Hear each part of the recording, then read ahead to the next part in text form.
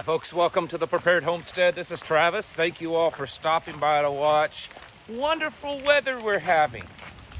Some of the worst kind of weather to just be out in, which makes it some of the best kind of weather to train in. It's windy, it's cold, it's been pouring rain for about 12 hours. Now under these trees, I'm getting a little relief from the rain and the wind, so that's kind of nice. But let me tell you, myself and everything around me is completely soaked through. Perfect weather for training. You get out there and make sure you can handle it and your equipment can handle it. You know, it's better to figure out that, you know, your boots are junk and not as waterproof as you thought they were, or that they fall apart when they get wet now than that to happen when your life really depends on it. Wanted to talk to you today briefly about something that's always been talked about, or at least accusations of me, and my stance on preparedness on here, but it's been coming up much more, and I want to talk about it because some people seem to think that I think that you aren't going to be able to survive if you live in the city. The only way that you can survive the apocalypse is to move out here in the sticks with us country folk, and that's not necessarily true. I do think that you have a better chance of surviving and that the advantages out here are much greater. But that doesn't mean that you're not going to survive in the city, at least if you do things right.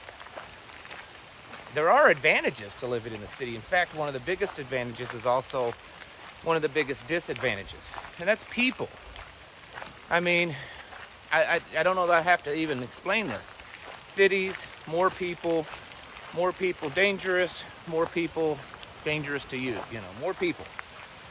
And people get crazy, people will be even more crazy. And as we're seeing already in the cities, violence, everything is increased. And so that's probably the biggest disadvantage, is that you're surrounded by people. But it's also kind of an advantage depending on how you look at it and what you do. The advantage is that because there's so many people, it's a lot easier to blend in and get lost. More people, more buildings, more places to hide, it's a lot easier to get lost. Now, that advantage is slowly being taken away by the fact that most of these cities now have just tons and tons of cameras and sensors and all kinds of technology that monitors people. So that ability is not as good as it, or that advantage is not as good as it used to be. I watched a video last few days. It was in Saudi Arabia and some new technology that they have, and it's just their street cameras, building, closed circuit cameras, all that kind of stuff. And this software can almost instantaneously, and we're talking from like hundreds and hundreds of feet away with this camera, pick out who you are and have your information. And it showed this camera, some of you may have seen this. I think this was a World Economic Forum video, maybe not.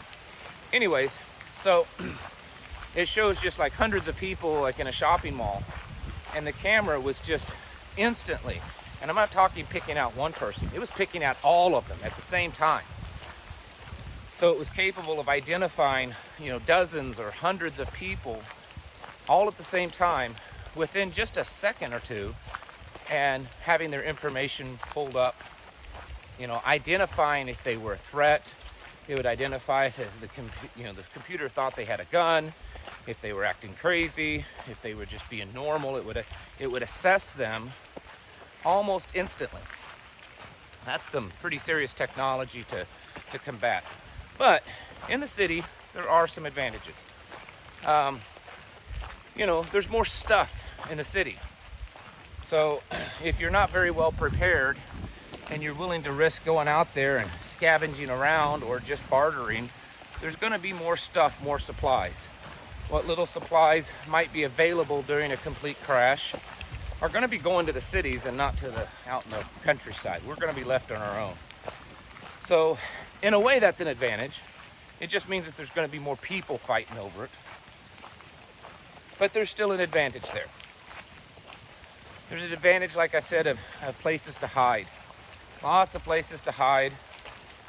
basements, car garage, garages, underground places.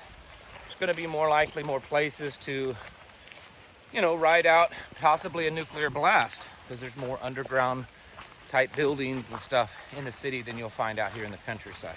But the city is also a more likely place that they would detonate a nuke, as opposed to out here in the sticks, where there's no logical reason for a nuke to ever be detonated in my area.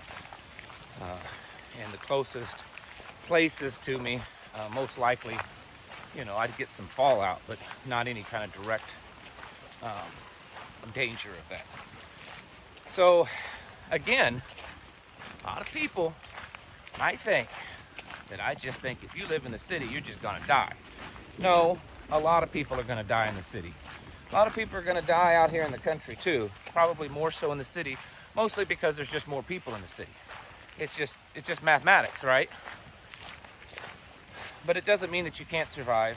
There's been far too many things happen around the world throughout history.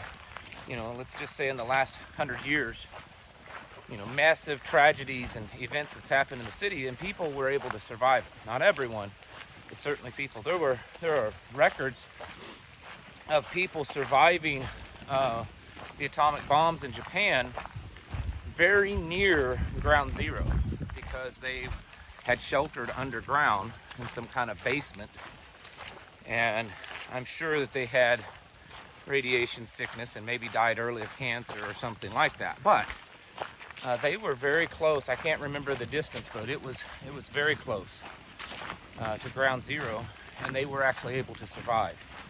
So you can survive. The problem is that you're almost 100% dependent upon someone else for your needs. And you might say, well, no, I'm dependent on me because I'm out scavenging for them, I'm out gathering. But it's someone else is, initially providing those. Whereas out here in the country, when I'm hungry, I go out on my land and I grow food, or I raise animals, or I go hunting, or I go fishing. In the city, when you're hungry, you got to go out and you got to find food that someone else has produced and brought into that city. And if those people stop producing and bringing that food into the city, then it's cut off. So there's most certainly a lot of disadvantages to city and even urban life, but it doesn't mean that you can't survive. And of course, I'm only speaking right now of the more extreme scenarios. Looking at things right now, the state that they are, and maybe even slightly worse, while it may not be as extreme as what I just described, it's really not much different. Most of their cities have seen an increase in crime. I haven't seen any reports of any city over maybe 100, 150,000 in population seeing a decrease in crime over the last couple of years. Pretty much they all have seen an increase. Some of them really high. I've seen some cities in triple-digit increases. So we already see a lot more violence, a lot more random crime that people have to deal with. And of course, that's bleeding over into the suburban areas. It's not just a inner city thing anymore to see violent crimes and shootings and muggings and rapes and stuff. It's happening in the suburban areas. You're also dealing with a lot of people that are not really like-minded. A lot of people that want this new world order, great reset change. Not a lot of people that are not aligned spiritually with you, and not political ideology either. So while there are certain things that are advantages, and you can certainly survive if you're willing to put in the effort, work hard in the city, I stand by all my previous statements that it's a disadvantage overall. It's going to be harder for you to survive in the cities. Now, for all of you, all of you that have made comments that, well, it's just too hard or too expensive to do what you're doing. In fact, there was someone last night on our live stream. We were talking about that. If you missed it, you can go back and watch it. Yes and no. Cost of living is usually drastically cheaper out in the country. Now that all depends. A lot of it has to depend is how far out in the country are you? You know, are you 30 minutes from a big metropolitan area? Then probably it's not going to be that much cheaper. But are you a few hours away, out in the boonies, out in the sticks, then you're going to see a major price difference. And of course, this is different in every state. Here where I live, the cost of living is drastically cheaper out in the country than, say, Colorado out in the country.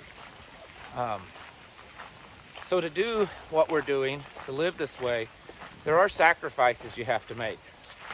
It's not just, I wrote an article for a website several years ago, and I don't remember the details of it, but you know, it was basically saying that homesteading isn't like one of these memes, you know, where you see the husband and the wife and the children, and they're dressed in these white, lacy, angelic clothes, and they're frolicking through the, you know, the field of wildflowers with the sun's rays beaming down, and it's like, ah. That's not homesteading. In fact, most homesteaders dream of that moment, and it never happens. Homesteading is hard work, poop all over you, blood, literally, sweat, literally, tears, literally. Doing without, not having as many modern conveniences. Most people that live this life don't have the money to do everything the exact proper way that's on every video that tell you, oh, this is how you do it.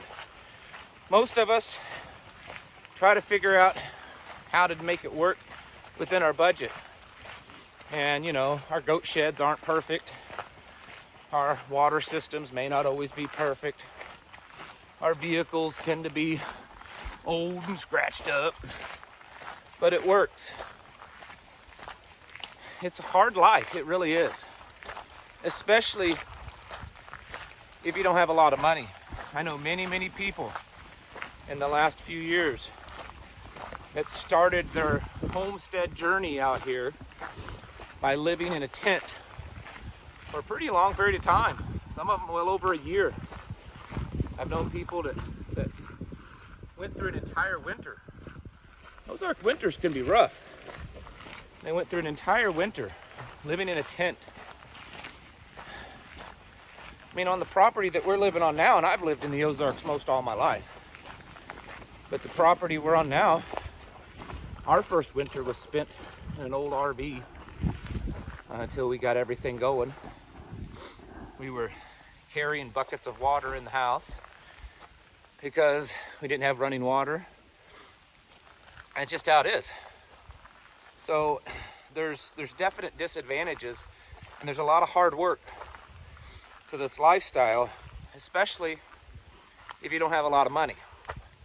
You know, some of you are blessed, and there's nothing to be ashamed of, that, you know, you have the money to buy kind of a turnkey little farm.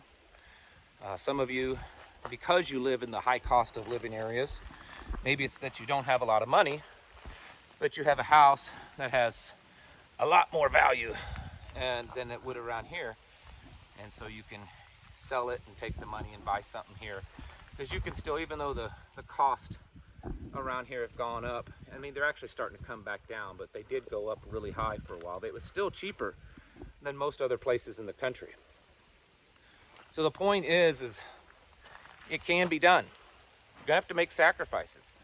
Maybe sacrificing your job, sacrificing, you know, friendships and relationships and stuff. It all depends on what you're willing to give up. And that's a hard thing. You know, with us, our adult kids with the ones we have our grandkids with, we didn't want to be too much more than 2 hours away from them. So when we looked, that was kind of the thing. And you know, we wanted to be in our grandbabies' lives a lot. They're little bitty, and so we didn't want to be more than 2 hours away from them.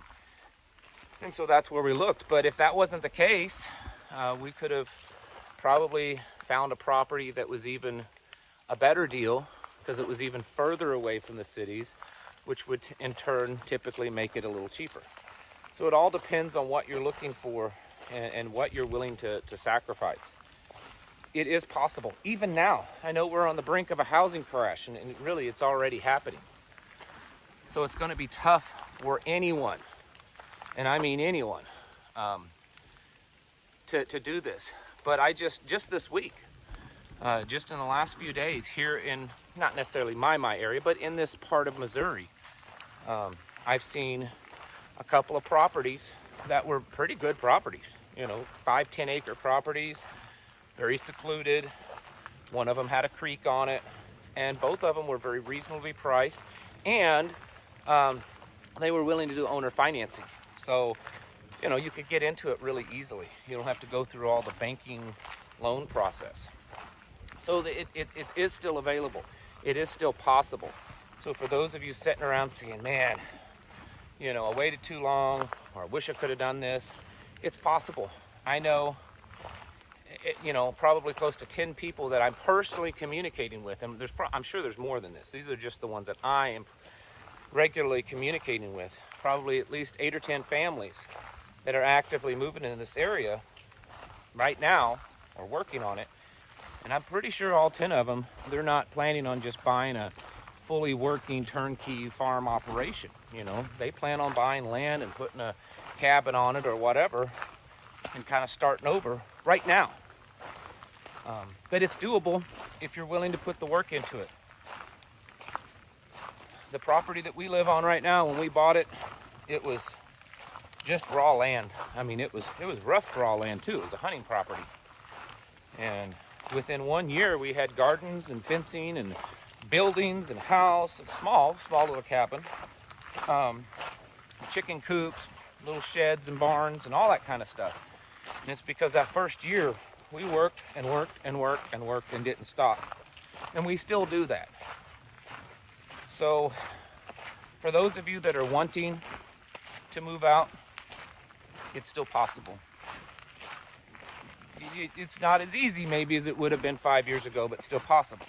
For those of you that have decided to stay in the cities, it's possible to survive there too.